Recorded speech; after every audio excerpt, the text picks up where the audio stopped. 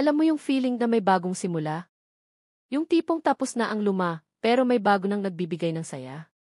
Ganito raw ang nangyayari ngayon kay Josh ng The Blackman Family.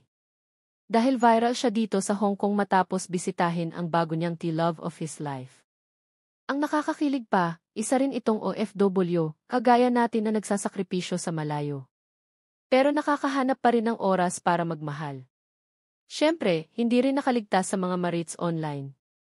Halos lahat na pastok nang kumalat ang balitang hiwalay na raw sila ni Geraldine. At ngayon, eto na nga, bagong pag-ibig, bagong kwento, bagong simula. Totoo kaya to? O baka naman chika lang na pinapainit ang weekend natin?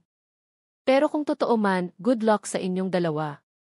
Sana nga, ito na yung key forever na hindi na kailangan itago.